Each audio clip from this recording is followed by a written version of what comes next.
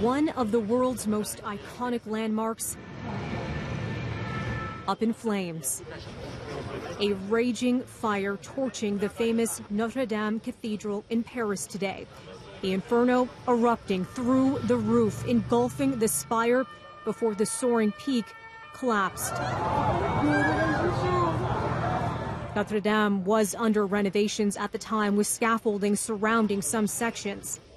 Local media in the French capital reporting the fire is potentially linked to the renovation work, and that police were treating the blaze as an accident, as authorities try to determine the exact cause.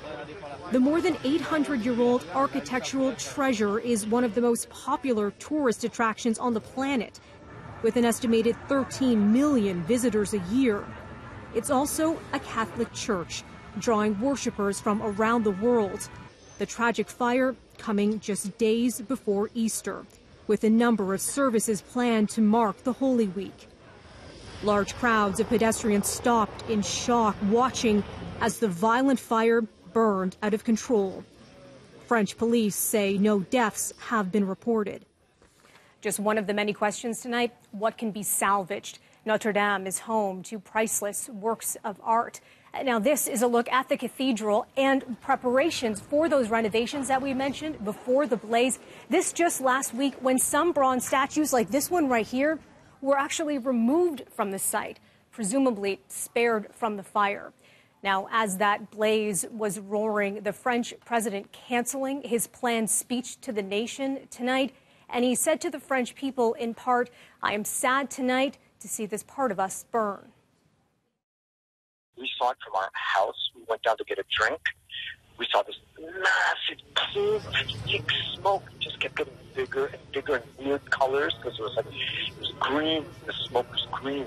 And finally, we ran down there, and it was roaring, and it kept roaring and roaring and roaring.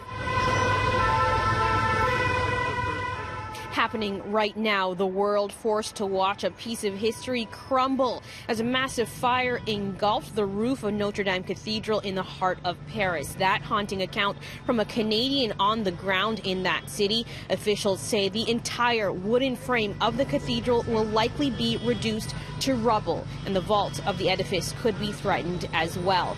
The 12th century cathedral is home to irreplaceable historic works of art and is one of the world's most famous tourist attractions. And tonight, local reaction is pouring in as Torontonians take in those stunning images of the cathedral burning for hours. And while it's not just the faithful who are mourning the loss of that architectural marvel, it is particularly devastating for them, considering that this is the Holy Week leading up to Good Friday and Easter. And here at St. Mike's Cathedral, the Mass, I believe it just finished, and we spoke with worshipers heading into the Mass about the significance of this event and the timing. Did you see those images, or just hearing about it, what went through your mind? I'm still very hurt by it. But I think I read it said they had the crown of thorns there, and that's a very important relic for the church. And given that it's this land, and that also helps us remember why we do what we do, why we worship Jesus. It's devastating. I teach history. So there's like art in that, and you know, like you said, you don't even have to be religious to appreciate the architecture.